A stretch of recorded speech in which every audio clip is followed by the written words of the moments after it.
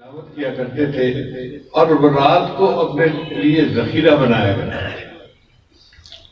چنانچہ حدیث پاک میں آتا ہے کہ نبی علیہ السلام ایک دفعہ ایک غزوے سے واپس لوٹ رہے تھے، لشکر سارا تھکا ہوا تھا، ایک جگہ پر پڑاؤ ڈالا تو سب لوگ سو گئے۔ نبی صاحب نے فرمایا کہ کوئی بندے ہیں کہ جو رات کو پہرا دیں، تو دو صحابہ نے اپنے آپ کو پیش کیا۔ اب سارا لشکر گہری نیند سویا ہوا ہے اور یہ دو صحابی پہرا دے رہے ہیں۔ ان کو خیال ہوا ہم دونوں جاگتے رہیں گے نا تو ایسا نہ ہو کہ رات کے آخری پہر میں دونوں پہ تھکاوٹ غالب آئے اور ہمیں بھی نیند آ جائے، تو یہ تو پھر فرض مرتبی میں کوتاہی ہو جائے گی۔ اس لیے بہتر ہے کہ ایک سو جائے دوسرا جاگے، پھر دوسرا سو جائے پہلا جاگتا رہے۔ چنانچہ ایک سو گیا اور دوسرے جاگنا شروع کر دیا۔ جب جاگنے والے نے تھوڑی دیر جاگا تو اس نے محسوس کیا یار میں جاگنا تو ہے ہی صحیح، تو میں ایسے کیوں جاگ رہا ہوں، بہتر ہے میں 2 رکعت کی نیت ہی باندھ دیتا ہوں۔ چنانچہ اس نے ایک چٹان کے اوپر کھڑے ہو کے 2 رکعت کی نیت باندھ لی، سورہ کہف شروع کر لی۔ ایسا لطف اور ایسا مزہ آنے لگا کہ وہ سورہ کہف کی تلاوت کرتا رہا۔ اللہ کی شان دیکھیں کہ دشمن قریب تھا اور انہوں نے اپنے بندے بھیجے تھے کہ اگر مسلمان سوئے ہوئے ہیں تو ہم ان کی غفلت سے فائدہ اٹھا کے ان کے شب خون ماریں اور ان کو جو ہے ٹکڑے ٹکڑے کر دیں۔ چنانچہ ان کے 2 بندے آئے، انہوں نے دیکھا باقی سب تو سوئے ہوئے ہیں لیکن کچھ آواز آ رہی ہے۔ اب روشنی تو تھی نہیں، اندھیرا تھا، یہ کہاں سے آواز آ رہی ہے ان کو سمجھ نہیں لگ رہی تھی۔ انہوں نے ایک جگہ دیکھا کہ جیسے چٹان کے اوپر کوئی درخت ہوتا ہے کھڑا ہوا ہے، تو ان کو سمجھ نہیں لگ رہی تھی یہ کوئی بندہ ہے یا چٹان ہے۔ چنانچہ انہوں نے اندازے سے ایک تیر مارا، وہ تیر اس صحابی کے جسم میں آ کے چبھ گیا اور خون کے فوارے چھوٹے۔ آپ کو پتہ ہے نا کانٹا چبھنے کی کتنی تکلیف ہوتی ہے، اور تیر تو اندر تک گھس جاتا تھا اور انسان کے اندر سے خون جو ہے وہ بہنا شروع ہو جاتا تھا۔ یہ وہ وقت تھا کہ ابھی خون کے بہنے سے وضو ٹوٹنے کا مسئلہ سامنے نہیں آیا تھا۔ چنانچہ اس صحابی نے خون بہنے کی پرواہ نہیں کی اور تلاوت کرتے رہے۔ تھوڑی دیر کے بعد انہوں نے دوسرا تیر مارا، وہ دوسرا تیر بھی ان کے جسم میں آ کر لگا اور دوسری جگہ سے بھی خون بہنا شروع ہو گیا۔ یہ پھر پڑھتے رہے، پھر انہیں خیال آیا میں نماز پڑھ رہا ہوں، خون بہتا جا رہا ہے، ایسا نہ ہو کہ خون زیادہ بہ گیا تو میں تو بے ہوش ہو کے گر جاؤں گا اور سارا لشکر سویا ہوا ہے تو دشمن فائدہ اٹھا جائے گا۔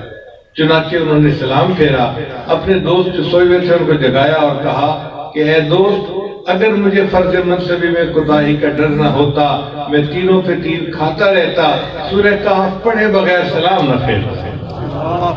آپ سوچیں ان کو کیا مزہ آتا کہ میں سورہ کہف کو پورا پڑھے بغیر سلام نہ پھیرتا، تیروں کے اوپر تیر میں کھاتا رہتا۔ کاش کہ ہمیں اللہ قرآن کی ایسی لذت عطا فرمائے کہ ہمارا دل چاہے کہ میں یہ سورت پڑھے بغیر سلام نہیں پھیروں گا۔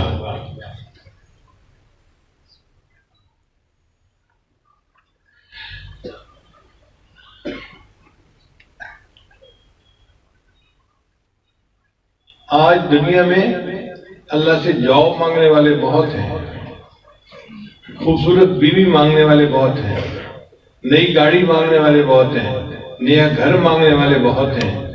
آپ نے کوئی نوجوان آج کے دور میں ایسا دیکھا جو رات کے آخری پہر میں بیٹھا رو رہا ہو اور اللہ سے اللہ کو مانگ رہا ہو، اے اللہ میں آپ سے آپ ہی بچاتا ہوں، مجھے آپ کا تعلق چاہیے، مجھے آپ کا قرب چاہیے۔ جو اللہ کے قرب کے لیے راتوں کو روئے، ایسے نوجوان نظر نہیں آتے۔ تیری محفل بھی گئی، چاہنے والے بھی گئے، شب کی آہیں بھی گئیں، صبح کے نالے بھی گئے۔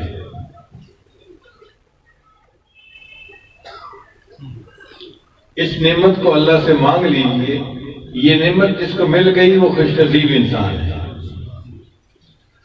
صحابہ کرام کے اندر اللہ کی محبت ایسی تھی کہ ایک صحابی کو نبی علیہ السلام نے دیکھا تو نبی علیہ السلام نے فرمایا اس کا سینہ گلے تک اللہ کی محبت سے بھرا ہوا ہے۔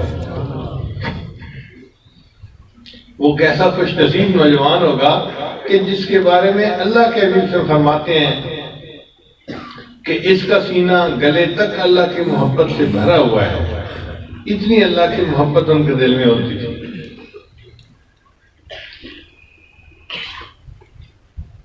ایک صحابی تھے، ان کا نام تھا عبداللہ ذوالوجہین رضی اللہ تعالیٰ عنہ. بہت خوبصورت تھے، بہت نوجوان تھے. والد فوت ہو چکا تھا مگر چچا ان کا سرپرست تھا، تو چچا ان کو بہت خوبصورت کپڑے بنا کے دیتا تھا. اور یہ نوجوان جب وہ کپڑے پہن کے نکلتا تھا تو اس کو لوگ دیکھتے تھے، کتنا خوبصورت لگتا تھا. اللہ کی شان کے ایک دفعہ نبی السلام کی خدمت میں آیا اور اس کے دل پر اثر ہوا اور اس نے کلمہ پڑھا، مسلمان ہو گیا. اب لوٹ کے واپس گھر گیا. نیت اس نے یہی کی تھی کہ میں گھر جا کے اپنے ایمان کو چھپاؤں گا، ابھی نہیں بتاؤں گا. مگر بندے کے اعضاء سے، حرکتوں سے پتہ چل جاتا ہے.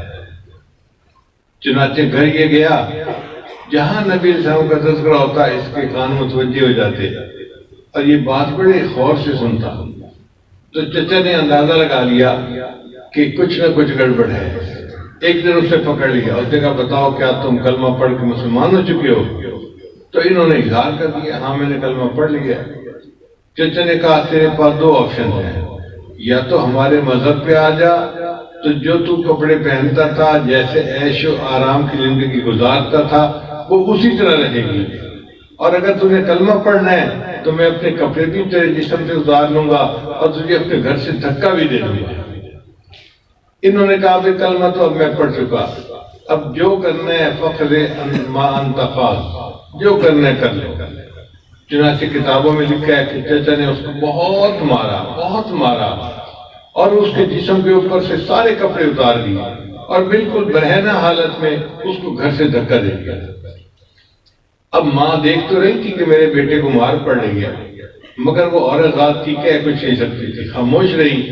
جب بچے کو گھر سے دھکا دے دیا تو ماں نے اپنی جو چادر تھی نا جو سر پہ لیتی تھی وہ گلی میں پھینک دی تاکہ میرا بچہ میرے اس چادر سے اپنے جسم کو ڈھانپ لے. انہوں نے چادر کے دو ٹکڑے کیے، ایک ٹکڑا باندھ لیا جیسے احرام میں چادر باندھتے ہیں اور دوسرا ٹکڑا اوپر لپیٹ لیا. سوچا کہاں جاؤں؟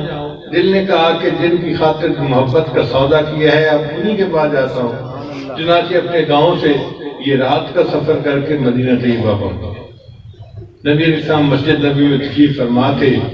آپ نے آتے ہوئے اس نوجوان کو دیکھا تو آپ کی نگاہ ناز نے پہچان لیا کہ دونوں جہاں کسی کی محبت میں ہار کے وہ آ رہا ہے کوئی شب غم گزار کے. عبداللہ آئے، نبی علیہ السلام نے اس حال میں دیکھا. عبداللہ تم تو اتنے خوبصورت کپڑے پہنتے تھے کہ پورے مدینہ میں تمہارے چرچے ہوتے تھے، اور آج تو میں پھٹی ہوئی چادروں میں آئے ہو میرے پاس. بتایا کہ جی میرے گھر والوں نے یہ سلوک کیا ہے اور میں سب کچھ چھوڑ کے آپ کے پاس آ گیا ہوں.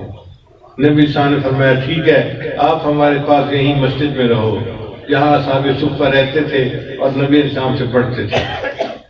اب یہ عبداللہ نوجوان تھے اور ان کے دل میں اللہ کی محبت کا بڑا جذبہ تھا. چنانچہ مسجد نبی کے دروازے پر یہ کئی مرتبہ اونچی آواز سے اللہ اللہ اللہ یوں کہنا شروع کر دیتا. حضرت عمر رضی اللہ عنہ کی زندگی میں نظم و نسق بہت غالب تھا. جب وہ ان کو اونچی آواز سے اللہ اللہ کہتے سنتے تو وہ ان کو ڈانٹتے عبداللہ اپنے آپ کو کنٹرول کرو، آواز آہستہ کرو. تو نبی علیہ السلام کو پتہ چلا. نبی صاحب نے فرمایا عمر عبداللہ کو کچھ نہ کہو، یہ جو کرتا ہے اللہ کی محبت میں کرتا ہے، یہ جو کرتا ہے اللہ کی محبت میں کرتا ہے. چنانچہ نبی علیہ السلام ایک غزوے کے لیے تشریف لے گئے اور عبداللہ نبی ساتھ تھے. عجیب بات دیکھیں کہ راستے میں ایک جگہ عبداللہ عنہ کو بخار آ گیا. نبی علیہ السلام کو جب پتہ چلا کہ عبداللہ بیمار ہو گیا ہے تو نبی علیہ السلام ابو بکر عمر کے ہمراہ ان کی عیادت کے لیے آئے ان کے خیمے میں. حضرت عبداللہ عنہ کے آخری سانس تھے. نبی السلام تشریف لائے تو وہ نبی السلام کو دیکھ کے خوش ہو گئے. اللہ کے حبیب صلی اللہ علیہ وسلم نے ان کے سر کے نیچے سے تکیہ ہٹا دیا اور ان کا سر اپنی گود میں رکھ لیا. یہ وہ خوش نصیب صحابی ہیں جن کو اس حال میں موت آئی کہ ان کا سر نبی علیہ السلام کی گود میں تھا اور ان کی نگاہیں نبی علیہ السلام کے چہرے انور پر جمی ہوئی تھیں۔ آقا تیری معراج کہ تو لوح و قلم تک پہنچا، تیری معراج کہ تو لوح و قلم تک پہنچا، میری معراج کہ میں تیرے قدم تک پہنچا۔ چنانچہ جب ان کی روح پرواز کر گئی تو نبی صاحب نے فرمایا کہ عبداللہ کو نہلا دو، کفنا دو اور ان کا جنازہ میں آ کر پڑھاؤں گا۔ چنانچہ نبی علیہ السلام نے عبداللہ رضی اللہ عنہ کا جنازہ پڑھایا اور پھر فرمایا کہ قبر میں بھی میں اتاروں گا۔ مسئلہ یہ ہے کہ جو میت کا سب سے قریبی رشتہ دار ہونا وہ اس کو قبر میں اتارے گا۔ اب اس کا تو کوئی قریبی رشتہ دار تھا نہیں، تو نبی صاحب نے فرمایا اس کا اور کوئی رشتہ دار نہیں، اب اس کا سب سے قریبی رشتہ دار میں ہوں۔ چنانچہ نبی صاحب ان کی قبر میں اترے اور ان کی میت کو اپنے ہاتھ میں لے کے اپنی امانت زمین پہ سپرد کی۔ اور اس وقت نبی صاحب نے ایک فکرہ بولا، حضرت عمر رضی اللہ عنہ فرماتے ہیں وہ فکرہ سن کے مجھے ایسا وجد آیا کہ میرا دل چاہتا تھا کاش عمر بن خطاب کی لاش نبی السلام کے ہاتھوں میں ہوتی اور آپ مجھے دفن کر رہے ہوتے۔ تو لوگوں نے پوچھا امیر المومنین آخر نبی علیہ السلام نے کیا فرمایا تھا؟ تو انہوں نے کہا کہ نبی علیہ السلام نے یہ فرمایا تھا اے اللہ میں عبداللہ سے راضی ہوں تو بھی عبداللہ سے راضی ہو جا، اے اللہ میں عبداللہ سے راضی ہوں تو بھی عبداللہ سے راضی ہو جانا۔